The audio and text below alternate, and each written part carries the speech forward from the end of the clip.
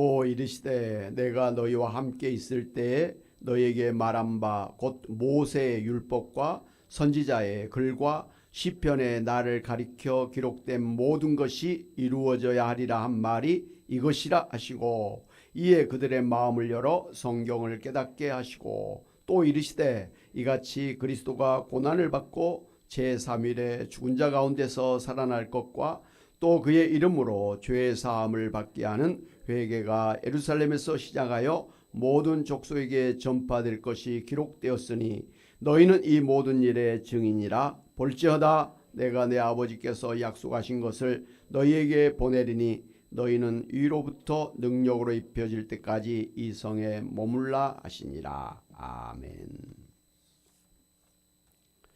할렐루야. 지극히 높은 곳에서는 하나님께 영광이요, 땅에서는 하나님이 기뻐하신 사람들 중에 평화로다. 오늘 예수님의 탄생을 우리가 감사하고 또 축하드리면서 경배드립니다. 그 예수님의 성탄을 축하하는 그런 의미로 서정주 시인의 국화 옆에서 시를 한번 낭송해 드리도록 하겠습니다.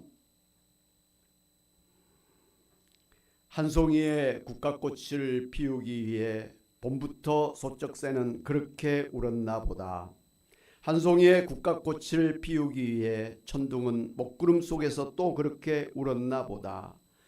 그립고 아쉬움에 가슴 조이던 먼 젊음의 뒤안길에서 인제는 돌아와 거울 앞에 선 내 누님같이 생긴 꽃이여, 노란 내 꽃잎이 피려고 간밤에 무서리가 저리 내리고 내게는 잠도 오지 않았나 보다.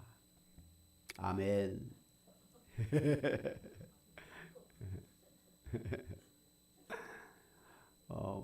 좋은 시죠. 예. 한 송이 국화꽃을 피우기까지 봄부터 석적새가 그렇게 울었고, 여름의 천둥은 먹구름 속에서 그렇게 울었고, 가을의 무서리는 간밤에 저리도 내리고, 젊었던 내 누님의 젊음을 뒤로하고 시인의 불면의 밤들을 지난 후에야 비로소 아름다운 국화꽃이 피었다는 것이죠. 이렇게 한 송이 국화꽃을 피우기까지, 국화꽃이라는 생명이 탄생하기까지 자연과 우주가 참여했고, 많은 날들의 불안과 실패와 좌절과 방황의 많은 인고의 세월을 지나온 것처럼 이 세상의 구원자이신 예수님이 탄생하시기까지는 구약성경 창세기 에덴 동산에서부터 말라기서에 이르기까지 엄청난 인고의 시간을 거치면서 비로소 예수님이 탄생하신 것입니다. 그렇게 구약성경에서 줄기차게 예언했던 예수님은 그 모든 예언을 성취하시고 성탄절에 탄생하신 것입니다. 할렐루야. 예수님 당시에 그 유대인들은 예수님을 아주 듣보잡 같은 취급을 해서 무시하고, 심지어 신성 모독죄라고 잡아가지고 최고의 형벌인 십자가에 매달아 죽이고 말았습니다. 그런데 지금 사람들도 예수님을 그 존재 자체를 부정해서 마치 신화 속의 그 허구의 인물인 것처럼 그렇게 취급을 하고 무시하고 있고, 심지어 예수님을 대적해서 예수님의 교회를 핍박하고 무너뜨리려고 혈안이 되고 있습니다. 대표적으로 이 공산주의자들이 그렇지 않습니까? 그리고 사이비 이단 그런 종교들이 대놓고 예수님을 대적하고 예수님 대신에 그 자리에 자기들의 교주를 하나님 혹은 구원자로 그렇게 추앙하고 있습니다. 그러나 예수님은 허구의 그런 인물이 아닙니다. 전 세계가 인정하는 4대 성인 중에 한 분이시고, 역사적으로 가장 영향력을 끼치신 분이 바로 예수님이십니다. 무엇보다도 최고의 베스트셀러인 이 성경의 중심이고 핵심이고 바로 성경의 주인공이 예수 그리스도이십니다. 여러분이 아시다시피 이 성경은 구약과 신약으로 그렇게 구성되어 있지요. 구약은 그야말로 옛 언약, 신약은 새 언약, 약속에 관한 그런 의미를 가지고 있습니다. 바로 이 성경은 약속의 책, 언약의 책인데요. 바로 그 언약, 그 약속의 주인공이 예수 그리스도라고 하는 사실입니다. 할렐루야. 다시 말씀드린다면 구약의 약속이라고 하는 것은 하나님께서 이 세상을 죄로부터 구원할 구원자를 보내주실 것인데 이 구원자를 믿는 사람은 구원받을 것이다 라고 약속을 해 주셨습니다. 그리고 이제 신약은 하나님이 구약 성경에서 약속하신 대로 이 세상에 보내주신 예수님을 믿는 사람은 누구나 구원받고 천국에 들어간다고 하는 약속입니다. 할렐루야. 그러니까 구약 성경도 예수님 믿으면 구원받는다는 약속이고 신약 성경도 예수님 믿으면 구원받는다는 약속이에요. 이제 단지 구약 성경과 신약 성경의 차이점은 구약 성경은 앞으로 오실 예수님을 믿으면 구원받는다는 것이고 신약 성경은 이미 이 세상에 오신 예수를 믿으면 구원받는다는 것입니다. 구약 신약 앞에서 어쨌든 예수님을 믿으면 구원받는다. 구약 시대도 예수님을 믿는 사람들은 구원을 받았고 신약 시대에도 예수님 믿는 사람은 구원을 받는 것입니다. 할렐루야. 그러니까 이 구약과 신약의 성경의 가장 핵심적인 주제는 예수님을 믿으면 구원받는다는 것입니다. 한번 따라서 해봅시다. 누구든지 예수님을 믿는 자는 구원을 받는다. 나는 예수님 믿는다. 그러므로 나는 구원을 받았다. 할렐루야. 이게 성경의 핵심이에요. 책을 읽더라도 주제를 알고 읽어야 되지 않습니까?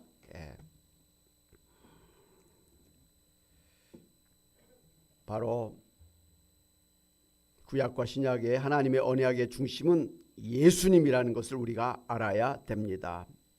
그래서 예수님도 당신께서 모든 구약 성경에서 바로 약속하셨던 바로 그 메시아 구원자라고 분명하게 그렇게 가르쳐 주셨습니다. 오늘 누가복음 24장 44절 같이 한번 보겠습니다. 또 시작. 또 이르시되 내가 너희와 함께 있을 때에 너희에게 말한 바 곧 모세 율법과 선지자의 글과 시편에 나를 가리켜 기록된 모든 것이 이루어져야 하리라 한 말이 이것이라. 그러니까 예수님이 부활하신 다음에 제자들을 만나서 도대체 이게 뭔가 의아해한 그런 제자들에게 내가 생전에 너희들에게 이 구약의 모세 율법과 그리고 선지서들과 그리고 또 시편과 잠언 그리고 전도서 그리고 많은 그러한 성경에서 약속했던 그런 모든 것이 다 나에게서 이루어졌다. 그래서 내가 성경대로 태어났고 성경대로 십자가에 죽었고 성경대로 내가 부활하게 되어서 이 세상을 구원하는 구원자가 되었다. 이것을 내가 믿느냐 이렇게 말씀하신 것입니다. 뿐만 아니라 예수님은 요한복음 5장 39절에서 또 이렇게 말씀을 해주셨습니다. 같이 한번 보겠습니다. 시작. 너희가 성경에서 영생을 얻는 줄 생각하고 성경을 연구하거니와 이 성경이 곧 내게 대하여 증언하는 것이니라. 누구든지 구원받으려면 누구든지 영생을 받으려면 누구든지 천국에 가려면 성경을 봐야 되는 거예요. 성경의 약속을 이제 봐야 되는데 그 모든 성경에서 약속하신 그 영생과 천국과 구원은 다 누구에 의해서 된다고요? 예수님에 의해서 이루어진다라고 말씀하신 거예요. 그러니까 예수님은 분명하게 제자들에게 처음부터 끝까지 바로 모든 성경은 다 나에게서 성취되었다 이렇게 분명하게 말씀을 해 주신 것입니다. 그래서 예수님은 그 사마리아 성의 사마리아 여인을 만나셨을 때 사마리아 여인이 메시아 곧 그리스도가 오시면 이 모든 것을 우리에게 분명하게 알려주실 것이다. 그러면서 자기는 메시아가 오기를 기다리고 있다라고 그렇게 예수님에게 말을 했습니다. 그 말을 듣고 계셨던 예수님이 너에게 말하고 있는 내가 그니라. 너가 그렇게 기다리고 있는 메시아가 곧 나다 이렇게 말씀해 주셨어요. 그 사마리아인이 깜짝 놀랐죠. 자기가 그렇게 성경에서만 보았던 막연하게 기다렸던 그 예수님이 바로 자기 앞에 계신 분이라는 걸 알았을 때 깜짝 놀란 것이죠. 그러면서 그 여인이 예수님을 믿게 되었던 것 아닙니까? 그래서 그동안의 모든 그 슬픈 것들을 다 잊어버리고 예수님이 자기 같은 사람을 찾아와서 자기를 구원해 주셨다라는 그 구원의 감격에 그동안의 모든 아픔과 상처가 다 치료돼 가지고 새로운 그런 인생으로 변화됐습니다. 그래서 그 물동이를 갖다가 내팽개치고 그 사마리아 성의 사람들이 가서 우리가 기다리던 그 메시아가 여기 와 계신다 하면서 와보라 하면서 그 사마리아 성 사람들을 초청을 했습니다. 그래서 그 사마리아 여인 때문에 사마리아 성 사람들이 예수님을 믿게 되었다라는 것이죠. 사마리아 여인도 남편이 6번이나 변화됐던, 그리고 지금도 7번째 남자랑 살고 있지만 이것이 남편인지 아닌지도 모르고 그냥 살고 있는 그런 아주 불쌍한 불행한 그런 처지에 있던 사람이었고, 여러분이 또 역사적으로 알고 계신 것처럼 사마리아 성 사람들은 이스라엘 사람들이 아주 개 같은 취급을 받았던, 옛날에 바벨론 포로로 잡혀갔을 때 사마리아 그 지역에는 이방인들이 들어와 가지고 우상을 섬기는 그런 사람들로 변질이 됐잖아요. 그래서 그 바벨론에서 돌아온 이스라엘 사람들이 그 변질된 사마리아 사람들을 이방인 취급했어요. 아주 그냥 지옥의 불쏘시개 정도로 그렇게 취급을 해버려서 무시했습니다. 그런데 예수님은 이스라엘 사람들이 그렇게 무시했던 사마리아 성에, 그것도 가장 불행한 사람들이 비난해서 부끄러워서 물을 뜨러 오는데 사람이 하나도 다니지 않는 아주 대낮 정오에 그 물 뜨러 왔을 정도로 아주 불행했던 그 여인을 찾아와서 구원해 주신 것입니다. 할렐루야. 그리고 본디오 빌라도에게 심판을 받으실 때 본디오 빌라도가 내가 유대인의 왕이냐? 라고 단도직입적으로 물어봤어요. 그때 예수님께서 너가 말한 것 같이 내가 왕이니라. 내가 이를 위하여 태어났고 이를 위하여 세상에 왔나니 곧 진리에 대하여 증언하려 함이로라 그랬습니다. 진리는 성경 말씀이죠. 성경 말씀에 대해서 증언하기 위해서 내가 왔다. 성경 말씀을 이루려고 내가 왔다라고 예수님은 만나는 사람들에게 분명하게 말씀을 해 주신 것입니다. 그런가 하면 예수님은 이 세상의 마지막으로 떠나실 때도 다 이루었다고 선포하시면서 당신이 구약 성경에서 약속했던 모든 구원을 다 성취하셨다고 그렇게 선포를 하셨습니다. 그렇습니다. 예수님은 구약 성경에서 오리라 약속하셨던 바로 그 메시아이시고 천국의 왕으로 탄생하셨습니다. 그리고 공생의 내내 만나는 사람들에게, 그리고 제자들에게 당신께서 구약 성경에서 약속하셨던 바로 그 메시아이심을 말씀을 통해서 무엇보다도 표적을 행하심으로 증거해 주셨습니다. 그리고 마지막 십자가에서 돌아가실 때에도 구약 성경에서 약속하셨던 구원의 일을 완전히 다 성취하셨다고, 다 이루었다고 테텔레스타이 하면서 그렇게 선언을 해 주신 것입니다. 할렐루야. 사랑하는 여러분, 예수님은 듣보잡 같은 그런 분이 아니고 구약 성경에서 내내 예언하셨던 바로 그 구원자로 탄생하신 것입니다. 오늘 이 성탄 주일을 맞이해서 과연 예수님이 그러한 분인가를 성경을 통해서 한 번 더 살펴보도록 하겠습니다. 첫째로 예수님은 창조주이세요. 골로새서 1장 16절 17절 같이 한번 보겠습니다. 시작. 만물이 그에게서 창조되되 하늘과 땅에서 보이는 것들과 보이지 않는 것들과 혹은 왕권들이나 주권들이나 통치자들이나 권세들이나 만물이 다 그로 말미암고 그를 위하여 창조되었고 또한 그가 만물보다 먼저 계시고 만물이 그 안에 함께 섰느니라. 할렐루야. 예수님은 이 세상을 창조하신 창조주라고, 모든 만물보다 피조물보다 먼저 계신 분이라고 성경은 분명하게 말씀하고 계신 것입니다. 그러므로 여러분이 오늘 이 성탄절에 탄생하신 예수님을 이 모든 세상을, 자연 만물을, 그리고 모든 인간을 창조하신 창조주이신 것을 믿으시기 바랍니다. 왜? 우리는 너무 당연하게 생각하잖아요. 근데 여호와 증인 이단들은요, 예수님이 창조주라는 것을 부정해요. 예수님이 하나님이 아니라 하나님이 처음 창조한 첫 번째 피조물이라고 그렇게 하면서 예수님이 창조주 하나님이란 걸 부정하는 거예요. 그보다 더 심각한 신성 모독죄가 어디 있겠습니까? 아주 예수님을 하나님의 이치에서 그냥 피조물로 끌어내려버리는 그런 신성 모독죄를 짓고 있는 사람들이 여호와 증인이에요. 그러나 우리는 분명하게 성경을 통해서 예수님은 모든 피조물보다 먼저 계셨던 하나님이셨다. 그리고 모든 세상 만물을 창조하신 창조주라는 사실을 분명하게 우리는 알아야 될 줄로 믿습니다. 두 번째, 예수님은 하나님이십니다.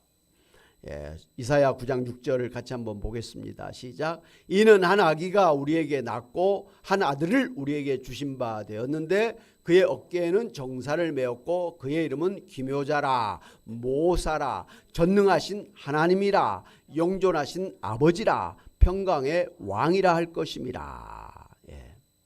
그 예수님을 하나님의 아들이라고 그렇게 말씀하시면서 그 예수님을 하나님이라 분명하게 말씀하셨습니다. 또 심지어는 아버지라고까지 말씀하셨어요. 왜 예수님이 성자 아들이면서 아버지라고까지 그렇게 이야기를 했냐면 삼위일체 하나님이에요. 한 분 하나님인데 아버지 하나님, 아들 하나님, 성령 하나님이 한 가지로 계신다라는 것이죠. 같은 신성과 같은 영원성과 같은 전능성을 가진 그런 동일하신 한 하나님이시기 때문에 로마서에서도 보면 성령을 하나님의 영이라기도 하고 그리스도의 영이라기도 하고 그렇게 막 교차해서 사용한 걸 볼 수가 있습니다. 그래서 분명하게 구약 성경에서부터 신약 성경에 이르기까지 예수님은 나와 아버지는 하나다 이렇게 말씀하셨고 빌립보서 같은 경우에는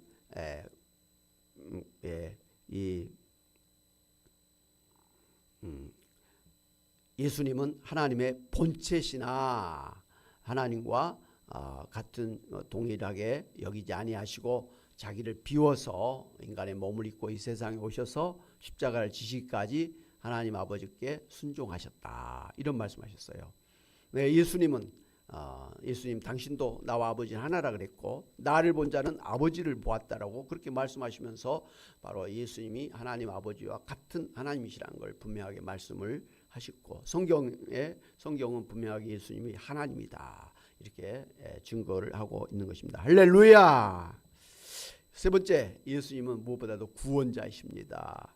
같이 한번 사도행전 4장 12절 같이 보겠습니다. 시작. 다른 이로서는 구원을 받을 수 없나니 천하 사람 중에 구원을 받을 만한 다른 이름을 우리에게 주신 일이 없음이라 하였더라. 아멘. 여러분 구약 성경에서 그 약속이 있다 그랬잖아요. 구원자를 보내주셔서 누구든지 구원자를 믿는 사람은 구원을 받게 해주겠다고 약속하셨잖아요. 그러니까 구원자가 오시는데 구원자가 여러 명이에요? 한 분이에요? 한 분이에요. 유일한 분이에요. 그 유일한 구원자가 누구시라고요? 예수님이라는 거예요. 근데 우리 주변에 너무나 많은 이상한 사람들이 자기가 구원자라 자기가 하나님이라 한 사람들이 대한민국에 한 100명 정도 있다니까요.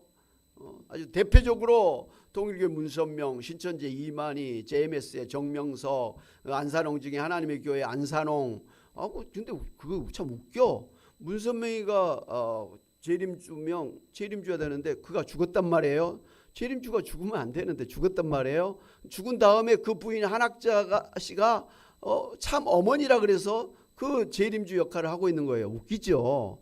분명하건데 그 한학자씨가 이제 좀 있으면 또 죽는단 말이에요. 그러면 그 아들 중에 한 명이 또 자기가 이제 재림주라고 또 바톤을 이어받는단 말이에요. 안산홍 증이 하나님의 교회 안산홍 씨가 또 뭐 냉면 먹다 죽었단 말이에요. 안 죽어야 되는데 죽었단 말이에요. 그런데 그 부인 장 씨가 또 어머니 하나님이라 그래. 웃기지 않습니까? 웃기는 일이죠. 근데 그렇게 말하는 사람도 웃긴데 그런 것을 또 믿고 따라가고 헌신하고 있는 그 추종자들이 더 웃기는 거예요. 왜 그럴까? 맨정신으로는 그걸 받아들일 수가 없을 텐데 왜 사람들이 그럴까? 성경에 보니까 미혹의 영이 저들의 생각을 사로잡아서 이 사립분별을 진리를 파악을 못하게 만들었기 때문이라는 거예요. 이 미혹의 영, 사단 마귀, 귀신에게 붙잡히면 제정신을 차리기가 어렵다라는 것이죠. 온전한 정신이 아니라는 거예요. 근데도 그런 사람들이 우리 예수님 믿는 사람들을 오히려 막 손가락질하면서 비난하고 있는 게 참 이게 말도 안 되는 그런 일이죠. 그런 사람들이 아무리 우리에게 손가락질하고 비난하고 뭐 자기들이 믿는 그 교주가 뭐 재림지고 하나님이고 뭐 신천지에 와야만 뭐 구원을 받는다고 난리를 쳐도 우리는 그걸 무시해 버려야 되는 거예요. 그래서 이단이라고 그런 것이죠. 네 번째, 예수님은 무엇보다 천국의 왕이시라는 거예요. 스가랴서 9장 9절에 한번 같이 보겠습니다. 스가랴서 9장 9절 제가 읽어드릴게요.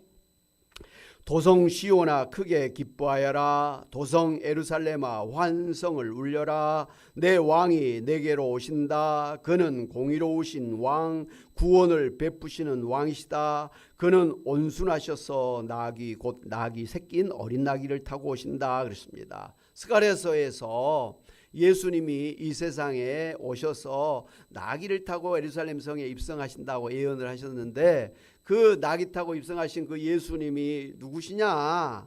바로 왕이라.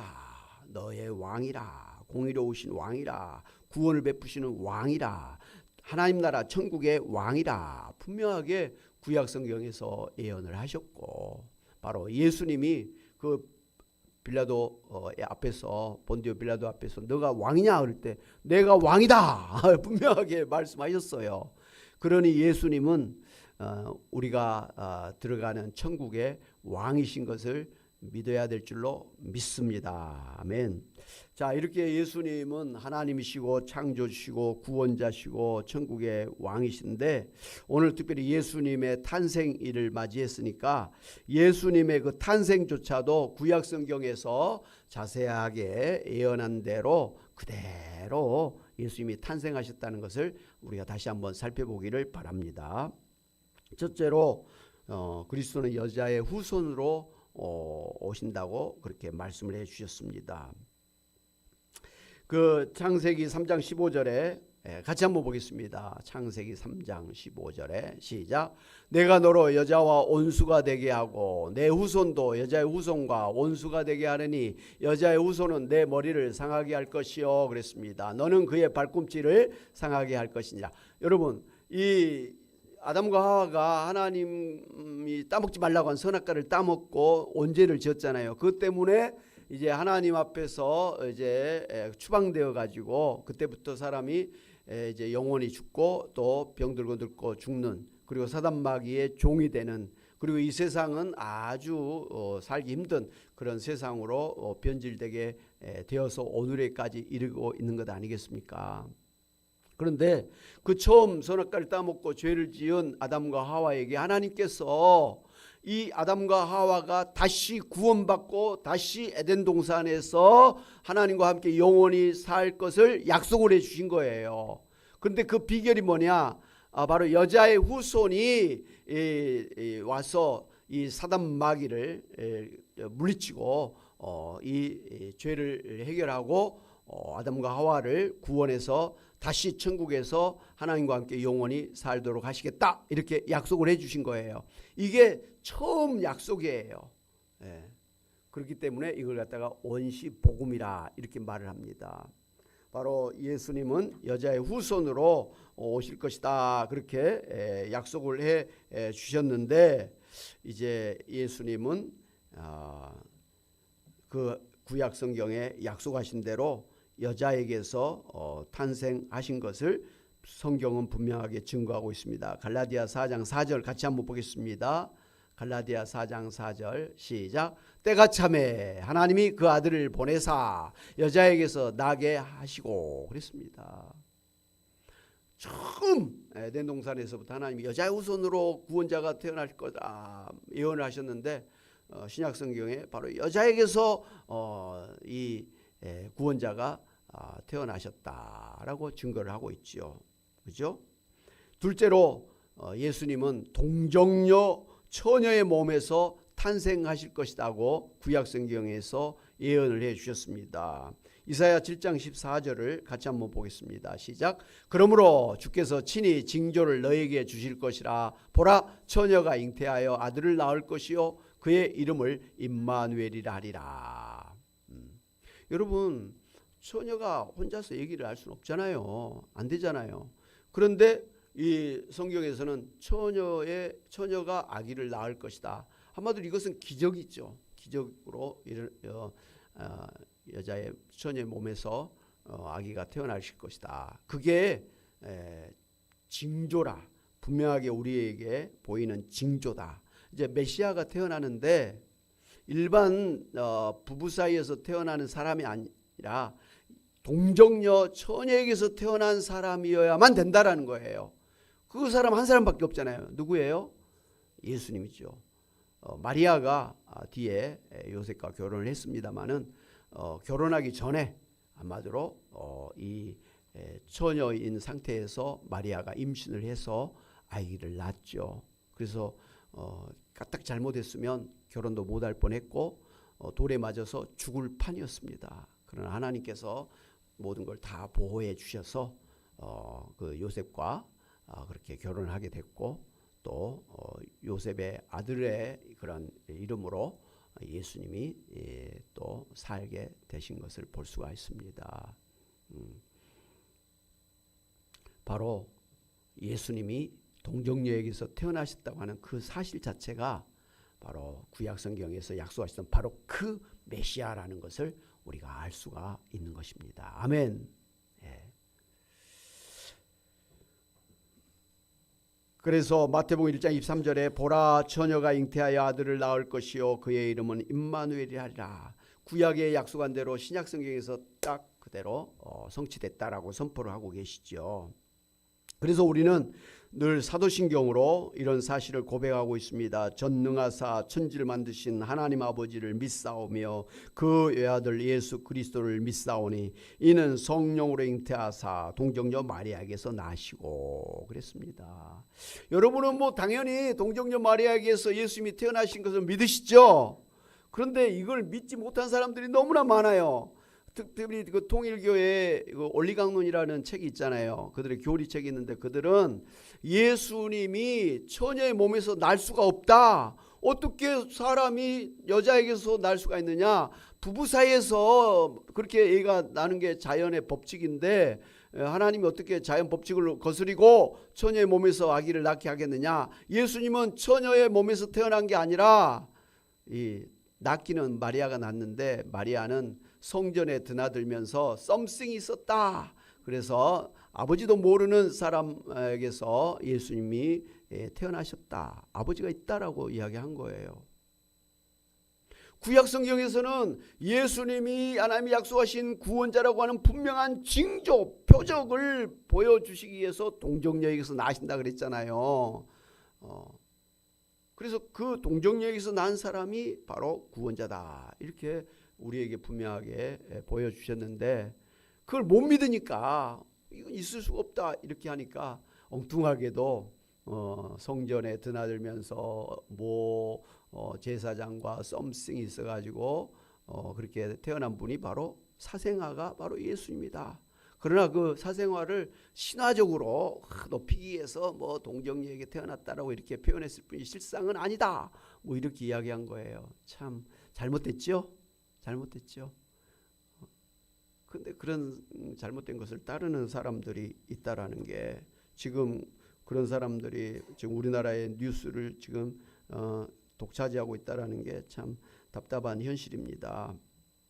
세 번째로 예수님은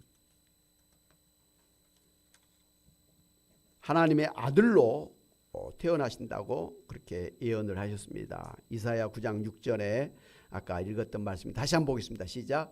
이는 한 아기가 우리에게서 낳고 한 아들을 우리에게 주신 바 되었는데 그의 어깨에는 정사를 메었고 그의 이름은 기묘자라. 모사라. 전능하신 하나님이라. 영존하시는 아버지라. 평강의 왕이라 할 것임이라. 그랬습니다.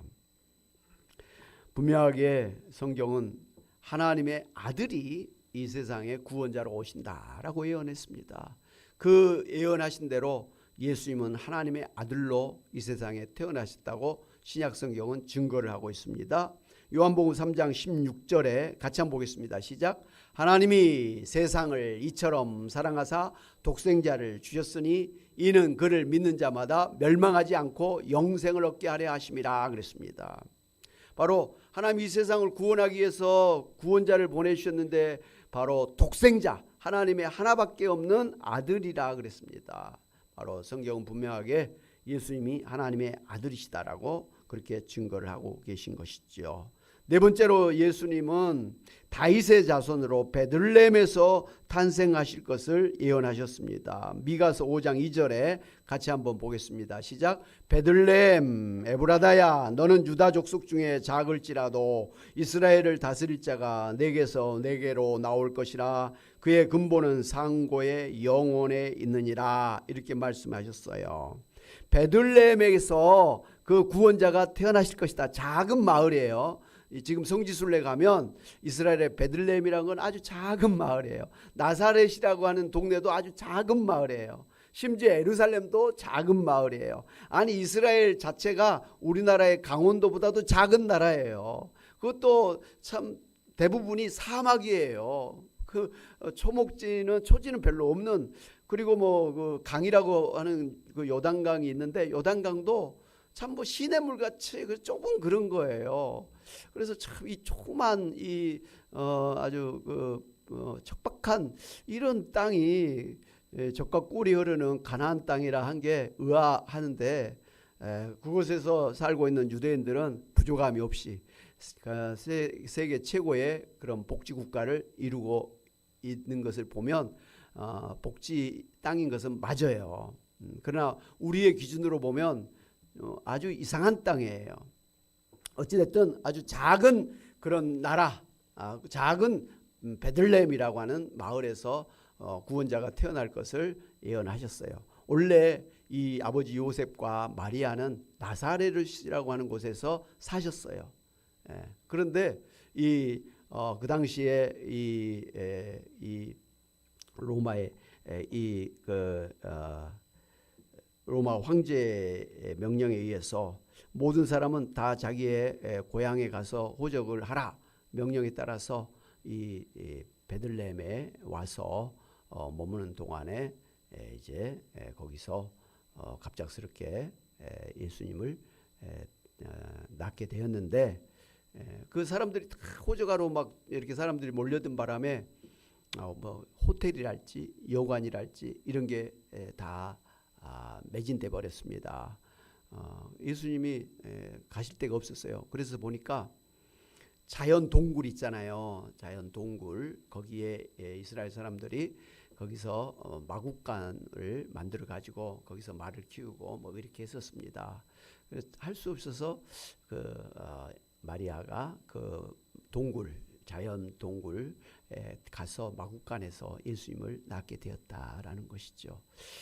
지금도 성지순례 가면 그 바로 그 마구간 자리가 예수님의 탄생 교회라고 그렇게 그 건물이 세워진 것을 볼 수가 있습니다. 어찌됐든 이 예수님은 성경에 예언한 대로 실질적으로 그 베들레헴에서 태어나셨다라는 것을 볼 수가 있습니다. 할렐루야!